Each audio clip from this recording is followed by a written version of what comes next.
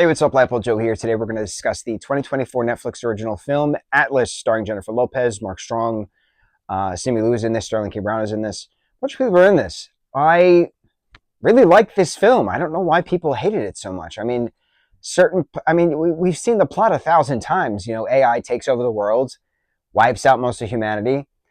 What happens next? It's a future dystopian film, right? But then it's the aftermath of that future dystopia. So Jennifer Lopez plays this character of Atlas, whose mom is the one who designed Simu Liu's character, and he then is a robot. He is AI. He's learning, right? And he convinces Atlas to then share the neural link. That way they can connect to each other.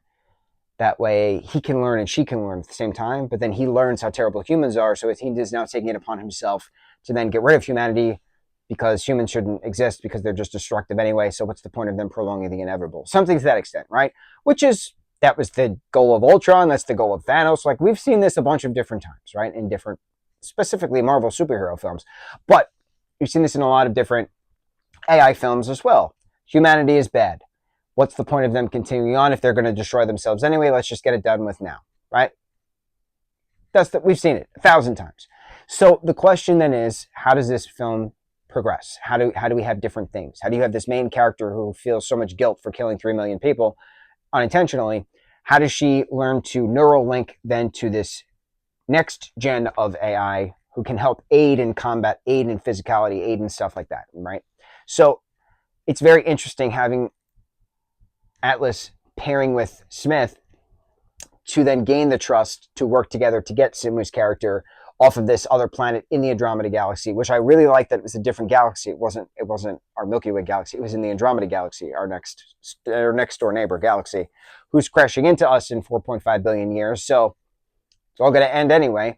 That's a conversation for a different point. But it's also relevant because they go to the Andromeda Galaxy, to this planet that Simu Liu's character goes to then get the army together and get the things, and that way he can get the warheads and go back to Earth and wipe everybody out, right? That's the goal. So it's interesting watching the plan come apart. It's interesting having this film it's just a chess symbol throughout. Constant chess throughout. They played chess when she was a kid and he was just developed. She's been playing a chess with her AI at home, but she doesn't trust anyway.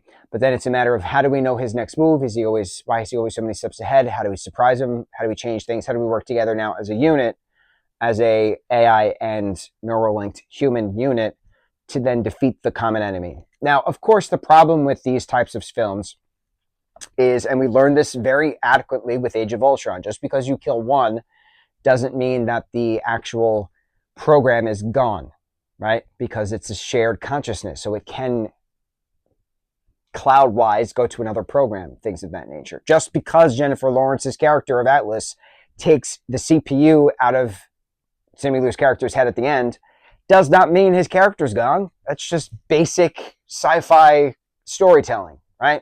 And of course, leading then into many a months later, many a time later, she has her new AI to pair to, her new ARC robot to pair to, and it's Smith again.